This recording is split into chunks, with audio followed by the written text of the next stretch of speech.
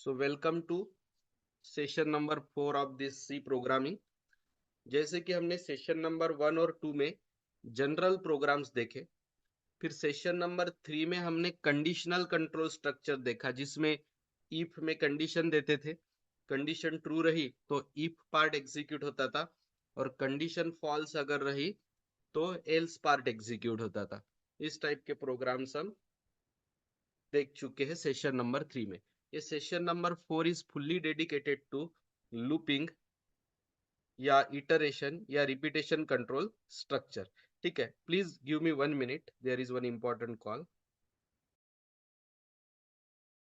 Okay, sorry. So let's resume with the recording. So अभी हम repetition सीखेंगे कि कोई भी स्टेटमेंट को हम बार बार कैसे रिपीट कर सकते हैं। तो चलिए, मैं आपको एक सिंपल प्रोग्राम लेता हूँ ऑनलाइन। सी कंपाइलर का यूज करेंगे हम। ये हमारा सेशन नंबर 4 है, जो हम ये रिकॉर्डिंग भी आपको प्रोवाइड करेंगे। We are committed to take at least 2 to 3 programs in this session, which is looping based. It will be difficult programs as compared to the first 3 session, but डरिए मत। ठीक है, डिफिकल्ट सीख रहे, challenging सीख रहे तो ही कुछ फायदा होगा, नहीं तो कुछ नहीं फिर। ठीक है, सो दिस इज लूपिंग। ये एक तरीका होता है कमेंट लिखने का, आपको पता है, 2 बार स्लैश। अगर कोई स्टूडेंट आज न्यू होंगे, उन्होंने फर्स्ट 3 सेशन अटेंड नहीं किए होंगे, तो प्लीज अपने व्हाट्सएप ग्रुप से रिकॉर्डिंग देखिएगा ये सेशन होने के बाद। ठीक है, तो ये लूपिंग का प्रोग्राम हम देख रहे। इसमें हम क्या करेंगे, 1 to 10 प्रिंट करेंगे। सो अब आपको पता है कमेंट देने के 2 तरीके। एक तो ये डबल स्लैश से शुरू करो, एंडिंग देने की जरूरत नहीं है, या स्लैश स्टार से शुरू करो, स्टार स्लैश से एंड करो। 1 to 10 हम प्रिंट करेंगे। ठीक है, ये हेडर फाइल अब आपको अच्छे समझ में आ गई होंगी, रोज रोज मैं वही बता रहा हूँ। ठीक है, वॉइड मेन। अब देखिए, मैं एक वेरिएबल ले रहा हूँ, वेरिएबल का नाम कुछ भी चलेगा। आई लीजिए, IJKL MENOP, Virat Kohli, Rohit Sharma, variable का नाम कुछ भी चलेगा। मैं आई ले लेता हूँ। अब मैंने बोला है कि मुझे 1 to 10 प्रिंट करना है, तो ये जो आई है, ये आई, ये मैं शुरू करूंगा। 1 मिनट। ये जो, ठीक है, मैं आई नाम का एक वेरिएबल ले लेता हूँ यहाँ पे। ठीक है, now here I am using for keyword. मैं कीवर्ड यूज कर रहा हूँ, ये लूप बोलते हैं इसको, लूप। तो मैं जो लूप यूज कर रहा हूँ वो है फॉर। अब यहाँ बोला गया है कि आई 1 से शुरू करिए, तो मैं यहाँ लिखूंगा I = 1। अब देखिए, हर दिन कुछ ना कुछ नया सीखने के लिए है। अब यहाँ सेमीकोलन आ जाएगा। यू विल बी शॉक कि सर सेमीकोलन बीच में तो नहीं आता, सेमीकोलन एट द एंड आता है। तो यही सब सीखने के लिए आपने ट्यूशन लगाई है, कहाँ सेमीकोलन देना है, कहाँ नहीं देना है। तो फॉर लूप में सेमीकोलन बीच बीच में भी आता है। तो I = 1, I < <10। मुझे 10 तक जाना है, तो I < <10, फिर से सेमीकोलन। और हर बार I की वैल्यू 1 से बढ़ाना है, तो I = I+1। I = I+1। मैं ये समझा दूंगा आपको। अभी प्रिंट करने के लिए print F, integer value print करना है इसलिए %d। वैल्यू थोड़े दूर दूर दिखना चाहिए, इसलिए यहाँ एक स्पेस दे दीजिए। ये स्पेस देने से क्या होगा पता है क्या, कि 1 के बाद 2 देखते वक्त एक स्पेस दिखेगी, है ना। And then print the value of i. ठीक है, semicolon. Now run the program. हाँ, वॉइड मेन क्या कुछ गलत हुआ है, वेट।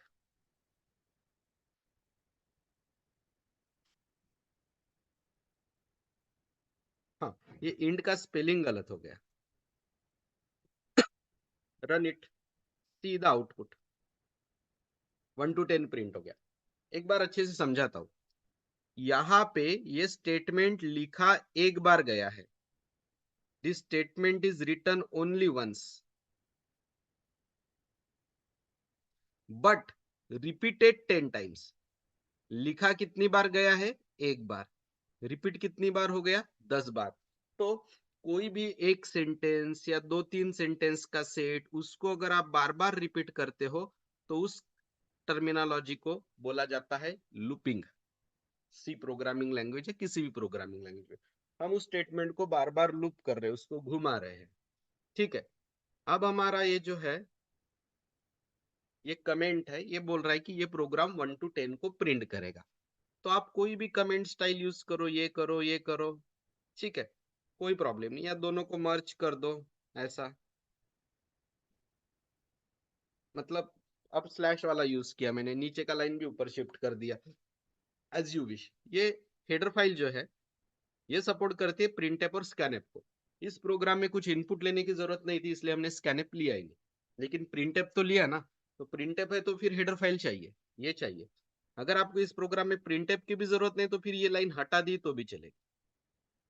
अब आता है वॉइड मेन इंट आई। वेरिएबल का नाम आपको अगर आई नहीं पसंद, आप यन लेना चाहते हो तो यन लीजिए, फिर आप इधर भी यन कर दीजिए, एन, एन, एन, यहाँ पे भी एन चलेगा ना। वेरिएबल का नाम एन चलेगा, फिर सब जगह एन ले लीजिए आप। या फिर वेरिएबल का नाम आप विराट कोहली ले लीजिएगा, तो फिर हर जगह विराट कोहली ही चाहिए। कहीं तुम्हें प्रॉब्लम हुआ है? वेट, आउटपुट आ गया आउटपुट, ठीक है। तो लेकिन मैं आई ही रखता हूँ। आई लेने के पीछे एक रीजन है मेरा। आई का मतलब होता है इटरेशन, और इटरेशन का मतलब होता है रिपीटेशन, और रिपीटेशन यानी लूपिंग। इसलिए जनरली ये एक स्टैंडर्ड प्रैक्टिस है कि लूप में वेरिएबल का नाम आई लिया जाता। आई का मतलब इटरेशन और इटरेशन का मतलब लूपिंग, लेकिन ये कंपलसरी नहीं है। हाँ, साक्षी हैज रेज द हैंड, सो कुछ इश्यू होंगे तो आप पूछिए साक्षी। मला तर थंड वाजत.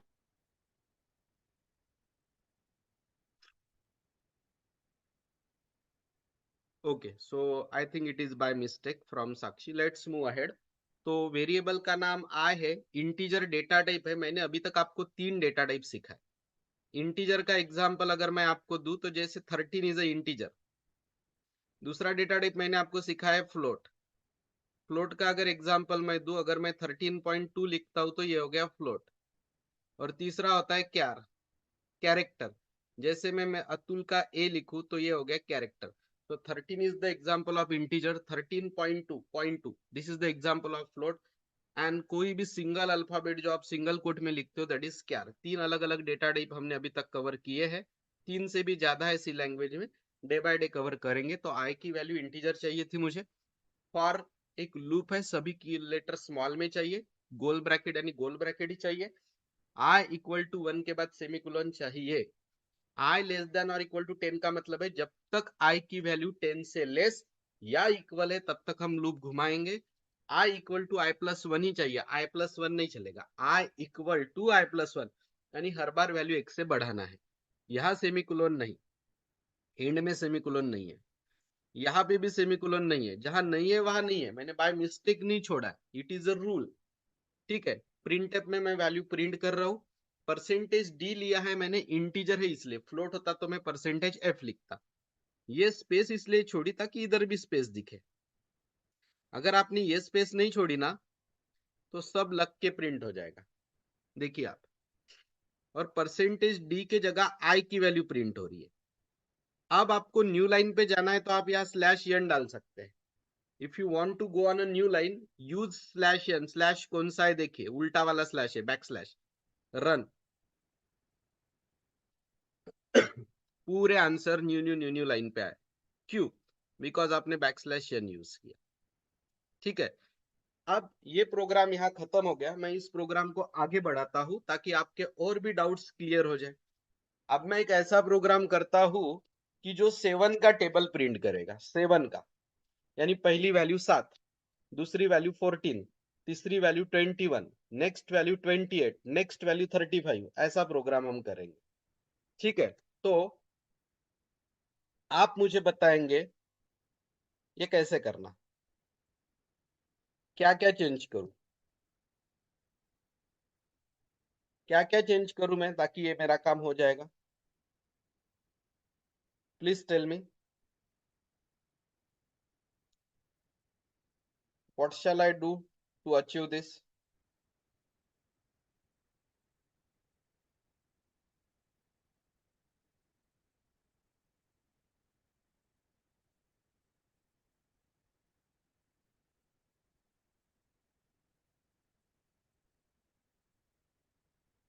ओके चलिए मैं ही बताता हूँ।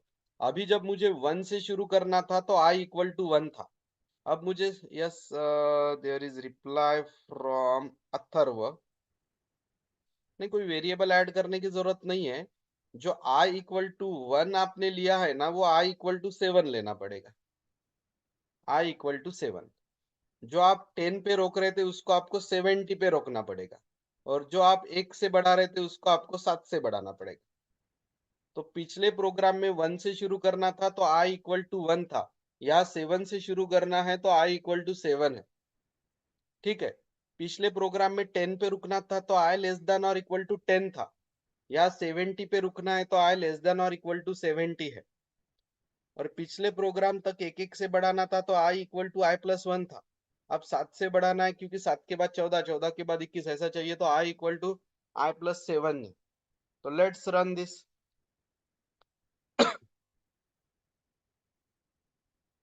सी the table of 7 is printed. अगर आपको ये न्यू लाइन पे नहीं चाहिए, आपको हॉरिजॉन्टली चाहिए, तो ये स्लैश एन निकाल डालिए, एक स्पेस छोड़ दीजिए एंड रन दिस। स्टिल आपका काम हो जाएगा। ठीक है। सो this is how it goes. ठीक है, एक बार फिर से समझाता हूँ। अब मैं 13 का टेबल प्रिंट करके दिखाता हूँ, रादर देन यही फिर से सिखाना। Let's print the table of 13। जब मुझे 1 से शुरू करना था तो मैंने लिखा था i इक्वल टू 1। जब मुझे 7 से शुरू करना था तो मैंने लिखा i इक्वल टू 7। अब 13 से शुरू करना है तो मैं लिखूंगा i equal to 13। Less than और इक्वल टू, जब मुझे 10 पे रुकना था तो लेस देन और इक्वल टू 10। 70 पे रुकना था तो लेस देन और इक्वल टू 70।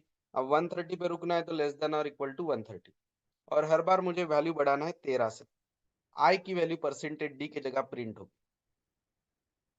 ये हो गया 13 का table print. Now you will be saying कि सर हम ये सीख रहे हैं लेकिन इसका यूज कहाँ है, where we will use this. अब देखो, एक सॉफ्टवेयर है माइक्रोसॉफ्ट एक्सेल करके, सबको पता है। अब माइक्रोसॉफ्ट एक्सेल में ये टेबल प्रिंट होता है ऐसे के ऐसा। मैं करके दिखाता हूँ आपको, चलिए। ये लिखा मैंने 7, ये लिखा मैंने 14, और ये मैं कर रहा हूँ इसको ड्रैग। देखो प्रिंट हो गया। 13 का करता हूँ, ये लिखा 13, ये लिखा 26, drag. So how it is happening. तो इसके पीछे ये सी लैंग्वेज जैसा एक प्रोग्राम है। ये कोई मैजिक थोड़ी है, कंप्यूटर को थोड़ी ना समझ में आया कि 7 का टेबल करना था, 13 का टेबल करना था। इसके बैकग्राउंड में वही प्रोग्राम लिखा गया है जो मैंने आपको समझाया। व्हाट डज इट मीन्स, जो भी चीजें आप सीख रहे हो उसको आगे जाके कहीं ना कहीं आपको प्रैक्टिकली यूज करना है। अगर आपको एक्सेल जैसा सॉफ्टवेयर बनाना है जहां ऐसे ऑटो इंक्रीमेंटेड टेबल्स बनाना है, तो आपको वो लूप यूज करना ही पड़ेगा। बराबर है। सो दिस इज हाउ, जो चीजें आप सीख रहे हो इसका फ्यूचर में 100% यूज है।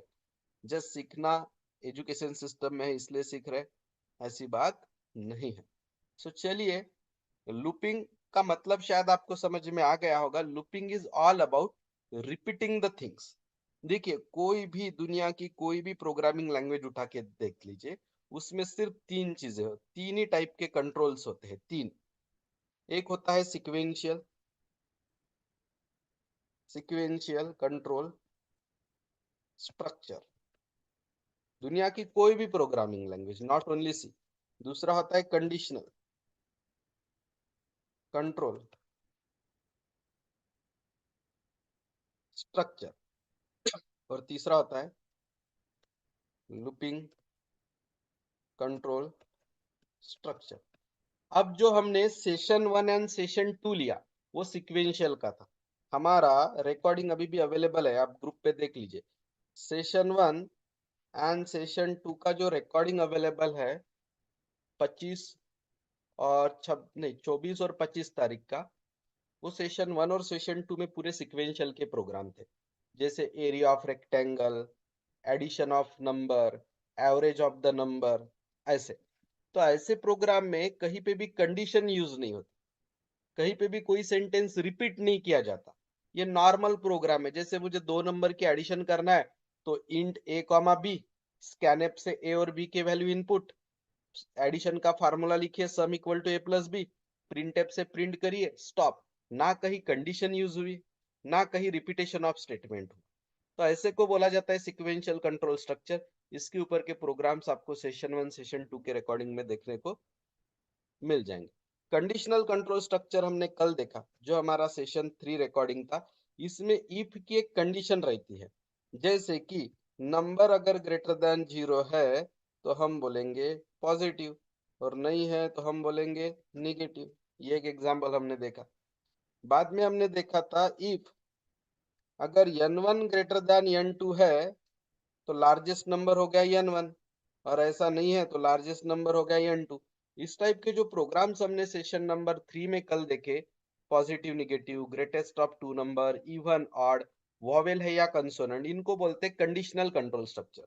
और आज जो हम देख रहे हैं वो है लूपिंग। लूपिंग यानी रिपीटेशन।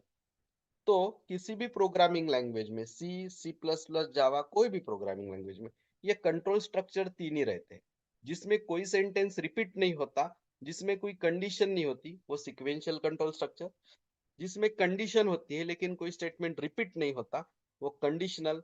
और जो रिपीट होता दैट इज लूपिंग। तो आज जो हम सेशन 4 देख रहे हैं, ये रिकॉर्डिंग जो कर रहे हैं हम, वो है लूपिंग कंट्रोल स्ट्रक्चर। हम लूपिंग कंट्रोल स्ट्रक्चर के ऊपर है। आप बोलोगे ये सब सिखा रहे, ये सब हमारे सिलेबस में है कि नहीं सर? बिल्कुल है। ये देखिए, ये आपका यूनिट 1 के नोट्स है। This is notes of unit 1। इसमें अगर आप देखेंगे तो आपको सिलेबस में एल्गोरिदम है, जो हम डिटेल में वर्ड बाय वर्ड पढ़ेंगे। अभी तक तो मैंने ये सिखाना शुरू ही नहीं किया एल्गोरिदम, जस्ट आपको इंट्रोड्यूस किया है, नॉट स्टार्टेड टीचिंग। फिर फ्लो चार्ट, फिर फ्लो चार्ट में यूज होने वाले सिंबल, फिर एक सूडो कोड करके टॉपिक है, फिर ये सिक्वेंशियल कंट्रोल स्ट्रक्चर के ऊपर 6 एग्जांपल्स है। मैंने तो अभी तक एक दो ही लिए हैं, ये पूरा होगा। नोट्स मैंने बनाए हैं तो इसमें से मैं कुछ छोड़ूंगा नहीं, पूरे ही लूंगा। अभी तो जस्ट हम हर टॉपिक से फैमिलियर हो रहे, फिर उसमें इन डेप्थ में जाएंगे। तो अगर ये फैमिलियरिटी में किसी को कुछ समझ में नहीं आया तो कोई इशू नहीं है। जब सिक्वेंशियल कंट्रोल स्ट्रक्चर के 6 प्रोग्राम्स हम लेंगे, तब अगर आपको पहले 2 समझ में नहीं आए होंगे तो और 4 चांसेस है आपके पास। कंडीशनल के नहीं समझ में आए होंगे तो और कंडीशनल के 8-10 प्रोग्राम हो जाएंगे।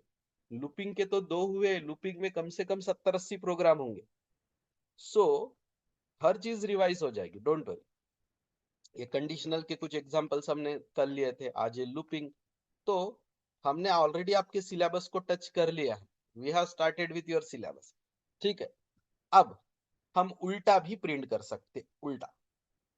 यानी यहाँ पे क्या प्रिंट हो रहा, यहाँ पे प्रिंट हो रहा है 13 से 130 तक। उल्टा करना है तो क्या करना पता है क्या? 13 से शुरू ना करते हुए 1 से 30 से शुरू करना। 130 पे ना रोकते हुए 13 पे रोकना। लेस देन के साइन को ग्रेटर देन कर देना और प्लस को माइनस कर देना। ऐसा किया तो ये टेबल उल्टा प्रिंट होता। अभी देखिए, पहले 130, फिर 117, फिर 104, डैश डैश डैश, आखिरी में 13, उल्टा। सो आपके हाथ में है, आप उल्टा जाओ या सीधा जाओ, डिसीजन इज योर्स। बराबर है। और एक सीधा करना है तो 130 की जगह 13, ग्रेटर देन की जगह लेस देन, 13 की जगह 130, माइनस की जगह प्लस। फिर से सीधा आ जाएगा, आ गया सीधा। फिर से उल्टा करना है, 13 की जगह 130, लेस देन की जगह ग्रेटर देन, 130 की जगह 13, प्लस की जगह माइनस। तो इंक्रीमेंट डिक्रीमेंट कैसे भी कर सकते हैं आप। This is how it is printing. अब मैं हमारी इंस्टीट्यूट का नाम 50 टाइम्स प्रिंट करना चाहता हूँ, 50 टाइम्स। तो हम क्या करेंगे, 1 से शुरू करिए, 50 बार चाहिए ना। लेस देन और इक्वल टू 50 करिए, हर बार एक एक एक एक से बढ़ाना है, i+1 करिए। अब मुझे इंस्टीट्यूट का नाम प्रिंट करना है तो मैं लिखूंगा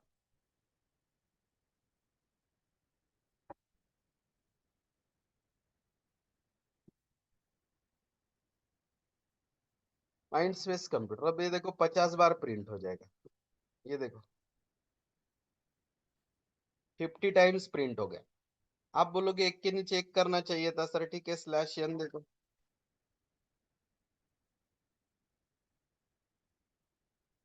50 टाइम्स है, यू कैन काउंट। चलो एग्जैक्ट होता है कि नहीं उतनी बार दिखाने के लिए 10 कर देता हूँ ताकि आप काउंट कर पाओ। देख लीजिए 10 टाइम्स है। अब आप बोलोगे अब आपने परसेंटेज डी परसेंटेज एफ ऐसा क्यों नहीं लिखा सर? तो अभी मुझे कोई वैल्यू थोड़ी ना प्रिंट करनी थी, मुझे डायरेक्ट डायरेक्ट टेक्स्ट प्रिंट करना था। तो आई कहाँ से शुरू हुआ? 1 से। आई कहाँ पे खत्म हुआ? 10 पे। आई कितने से बढ़ा? 1 से। यानी कितने रिपीटेशन होंगे? 10। तो 10 बार क्या प्रिंट होगा? Mind space computer. चलिए अब आपको थोड़ा सोचने का मौका देता हूं, आप मुझे आंसर बताएंगे। मुझे 1 से लेके 20 तक ऑड नंबर्स प्रिंट करने हैं। यानी 1, 3, 5, 7, 9, 11, 13, 15, 17, 19 विल बी द लास्ट। 1 से लेके 20 तक ऑड नंबर्स प्रिंट करने हैं। What shall I do?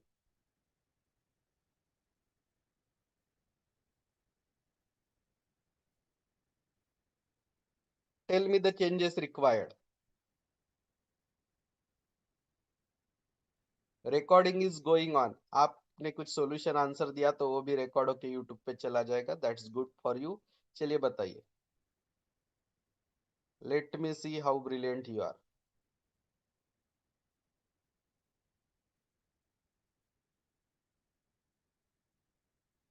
Printing 1 to 10 odd numbers. What shall I do?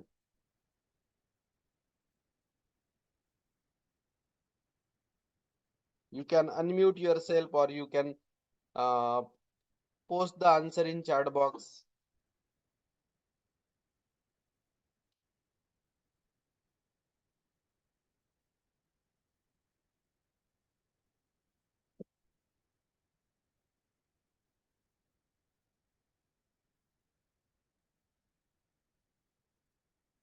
चलिए मैं ही बताता हूँ।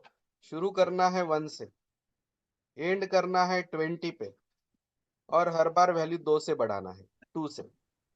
2 से क्यों? देखो 1 से शुरू कर रहे हैं हम, 20 पे बंद कर रहे हैं क्योंकि इसमें बोला ही गया है 20 पे बंद करिए। और ऑड नंबर चाहिए तो आप 2 से बढ़ाइए ना हर बार। यानी 1 के बाद डायरेक्ट 3, 3 के बाद direct 5।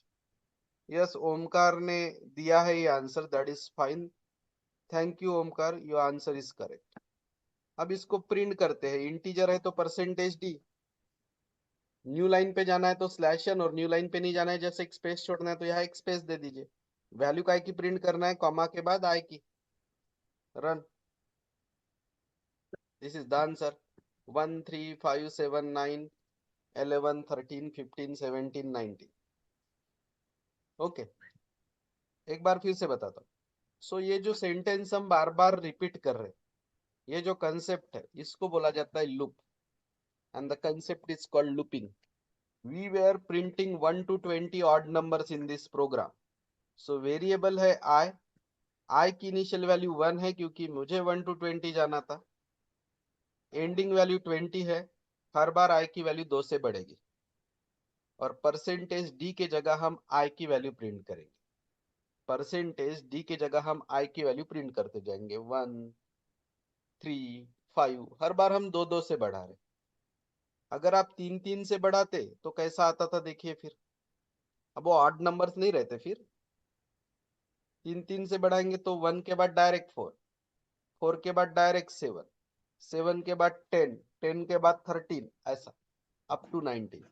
So this is how you can print the odd numbers. ठीक है। यहाँ पे आपको प्रोग्राम अभी से ध्यान में रखने की जरूरत नहीं है। आपको लग रहा होगा कितने प्रोग्राम्स हो रहे, कल 4 हुए, आज 5 6 हो गए, क्या क्या ध्यान में रखेंगे, रजिस्टर में लिखवा के नहीं दे रहे। डोंट वरी, ये सब नोट्स में है, ये सब रिकॉर्डिंग में है। जैसे ही ऑफलाइन बैच शुरू होगी रजिस्टर में लिखना शुरू हो जाएगा। आपको 200-200 पेजेस के 2 रजिस्टर लगेंगे, कम से कम 200 से 300 program till the end of C language आपके हो जाएंगे। और हम राइटिंग वर्क भी कराएंगे as soon as offline batch शुरू होगी। ऑफलाइन बैच कितने तारीख को शुरू करना है ये मैं आप पे छोड़ दूंगा। जो मेजोरिटी ऑफ आपके क्लास स्टूडेंट बोलेंगे that day we will shift to offline, तब तक ऑनलाइन चलती रहेंगी। Main mode of teaching will be offline only, don't worry. ठीक है। नाउ मैं क्या करता हूँ, 1 to 20 नंबर का स्क्वायर प्रिंट करता हूँ। 1 to 20 printing 1 to 20 square. 1 to 20 जितने भी नंबर आते हैं उनके स्क्वायर। अब हर बार एक से ही बढ़ाना। अब आप क्या करेंगे, आई प्रिंट ना करते हुए आई इंटू आई प्रिंट करिए। मल्टीप्लाई के लिए स्टार का सिंबल यूज होता है। रन। ये देखिए 1 to 20 जितने भी नंबर आते हैं उनका स्क्वायर। शुरुआत में आई की वैल्यू 1 थी, तो 1 into 1 आंसर इज 1। फिर आई की वैल्यू एक से बढ़ने के बाद 2 हो गई, 2 into 2 आंसर इज 4। फिर आई की वैल्यू एक से बढ़ने के बाद 3 हो गई, 3 into 3 answer is 9। 4 into 4 answer is 16। सबसे आखिरी में आई की वैल्यू 20 हो गई, तो 20 into 20 आंसर इज 400। एक बार फिर से समझाता हूँ। 1 से लेके 20 तक जितने नंबर आते हैं उनका स्क्वायर मुझे प्रिंट करना था। तो लूप शुरू होता है 1 से, क्योंकि मैंने बोला ही है 1 से शुरू करो। लूप खत्म होता है 20 पे। Again I said to stop on 20। और हर बार वैल्यू एक से बढ़ेगी। सिर्फ i+1 लिखने से नहीं होगा, i इक्वल टू i+1 लिखना पड़ेगा। परसेंटेज डी के जगह i इंटू आई प्रिंट होगा, यानी i का स्क्वायर। यही आप i इंटू आई करेंगे तो क्यूब प्रिंट होने लग जाएंगे, देख लीजिएगा। क्यूब प्रिंट हो गए 1 to 20 ऑल नंबर्स। ठीक है, तो ये जो परसेंटेज डी है ये कभी प्रिंट नहीं होता। परसेंटेज डी के जगह यहाँ आप जो लिखते हो ना उसकी वैल्यू प्रिंट होती है। यहाँ आपने जो ब्लैंक स्पेस दी है इसलिए हर वैल्यू के बीच में भी ब्लैंक स्पेस है। ठीक है, और एक फॉर लूप हम यूज कर रहे हैं यहाँ पे। फॉर लूप में ये बीच बीच में सेमीकोलन आता है, पहला सेमीकोलन दूसरा सेमीकोलन। यहाँ सेमीकोलन नहीं आता, एंड में भी सेमीकोलन नहीं आता। ठीक है, सो ये होता है लूपिंग। ठीक है, सो this is how the loop works. Loop is the repetition of statement. ठीक है, now here we will stop this today's session, but again before winding let me remind you how our batch will go further। ठीक है, जैसे कि मैंने बोला है 31 दिसंबर तक डेमो सेशन रहेंगे, एब्सोल्युटली फ्री, कोई चार्जेस नहीं, कुछ नहीं कुछ नहीं, बराबर है। उसके बाद में 1 जनवरी को एक एडमिशन फॉर्म भेजा जाएगा ग्रुप पे। गूगल फॉर्म होगा, admission form. Admission form send किया जाएगा, और वो जो एडमिशन फॉर्म है, हमारी 6 बजे बैच रहती है ना, 5:59 को उसकी लिंक बंद हो जाएगी, लिंक क्लोज एडमिशन फॉर्म भरने की। ठीक है, और जिन्होंने एडमिशन फॉर्म भरा वही 6 बजे बैच ज्वाइन करेंगे। अब 3 जनवरी विल बी द डेडलाइन, जो आगे कंटिन्यू करना चाहते हैं उनके लिए, टू पे द फीस। ठीक है, इसमें अगर आप 1 इंस्टॉलमेंट वाला ऑप्शन लेते हैं तो आपको 3 तारीख को 2200 रुपये पे करना है। ठीक है, 4 तारीख को फिर वो ऑटोमेटिक 2600 हो जाएंगे, तो 3 यानी 3। और जो 2 इंस्टॉलमेंट्स वाले हैं तो वो 1300 रुपये पे करेंगे, और 1300 रुपये 1 महीने बाद यानी 3 फरवरी को पे करेंगे, ऐसे टोटल 2600। मैं आपको सजेस्ट करूंगा कि आप 1 इंस्टॉलमेंट वाला ही ले, लेकिन वो 3 तारीख को। अगर आप 4 तारीख जाएंगे तो ऑटोमेटिक 2600 में वो कन्वर्ट हो जाएगा। Now this fee includes what, your complete C language teaching, online offline both. ठीक है, उसके बाद में सी लैंग्वेज का सर्टिफिकेट। ठीक है, उसके बाद में 5 एंड्रॉइड प्रोजेक्ट। हम एक काम करते हैं, डेमो सेशन में भी एक एंड्रॉइड का प्रोजेक्ट ले लेते ताकि आपको पता चले क्या होता है। 5 एंड्रॉइड प्रोजेक्ट्स, आपको पसंद आए तो फिर 6-7 भी लेंगे। इसमें हम खुद के एंड्रॉइड ऐप्स बनाएंगे। ठीक है, उसके बाद में आपके पूरे पीडीएफ नोट्स आ जाएंगे, कोई मार्केट से बुक लेने की जरूरत नहीं है। माइंड स्पेस का जो अपना एंड्रॉइड ऐप है उसका आपका सब्सक्रिप्शन, उसमें पूरी टेस्ट सीरीज से लेके आपकी अटेंडेंस से लेके आपके वीडियो, लर्निंग मटेरियल, आपकी रिवीजन, जो भी आपको देखना है सब उस ऐप में आपको मिल जाएगा। फुल फ्लेज ऐप है वो। ठीक है, मतलब ऑल इन वन सब कुछ। कोई 2200 के ऊपर आपसे 1 रुपया चार्ज नहीं किया जाएगा। ठीक है, so all those things, and it is the lowest fee structure अगर आप कोई भी एक स्टैंडर्ड इंस्टीट्यूट देखे तो। हाँ, ऐसा हो सकता है कि किसी की कि कोई पहली बार बैच ले रहा तो 500 में भी सिखा दे। ठीक है, लेकिन ऐसे इंस्टीट्यूट जो मार्केट में कम से कम 5 साल या उसके ऊपर मार्केट में है, उनकी फीस कम से कम 3,500-4,000 के ऊपर ही है। हम इतनी कम इसलिए लेते हैं क्योंकि ऑलरेडी हमारे पास स्टूडेंट ही 50 के ऊपर रहते हैं। तो कोई 20 स्टूडेंट को 5,000 लेके सिखाएगा और मुझे 50 स्टूडेंट 2,200 में, so that's why I take this much fee only. लेकिन मेरी ही फी नेक्स्ट सेमेस्टर में जब आप जाओगे तो पर सब्जेक्ट 3,500 हो जाएंगे। ये सिर्फ आपका इंट्रोडक्टरी सेमेस्टर होता है सेम टू, इसलिए 2,200 रुपये फीस है। अगले सेमेस्टर से सेमेस्टर 3 टू सेमेस्टर 6 मेरे अकेले के पास आपके 5-5 सब्जेक्ट्स रहेंगे। माइंड स्पेस कंप्यूटर में 5-5 सब्जेक्ट, मतलब आपके जो 5 सब्जेक्ट होते हैं वो पूरे ही आपके माइंड स्पेस कंप्यूटर में ले जाएंगे, क्योंकि मैथ ड्रॉप आउट हो जाता है वहां पे। तो 5 सब्जेक्ट की फी 18,000 रुपये रहेंगी, इंक्लूडिंग ऑल 5, 3,500 मैं पहले से ही बता रहा हूँ। ठीक है, 18,000 तीसरे सेम में देंगे आप, 18,000 चौथे सेम में, पांचवे छठे, लाइक दैट, लेकिन उसमें आपके पूरे सब्जेक्ट करेंगे। तो ये फीस ऑलरेडी बहुत कम है, इसमें ना हम इसको कंसेशन करेंगे ना हम डेट चेंज करेंगे। ठीक है, रही बात अंडरस्टैंडिंग की, तो आपके बैच में से डाउट आते ही नहीं है, तो व्हाट कैन आई डू। आप डाउट्स पूछेंगे, डिफिकल्टीज आपके बताएंगे, तब हम उसको सॉल्व कर सकते हैं। करंटली तो मैं यही पकड़ के चल रहा हूँ कि what you are teaching and available of recording makes you happy and you are comfortable to understand everything. Doubts आएंगे तो I am happy to solve that. Okay, so we will stop here, thank you.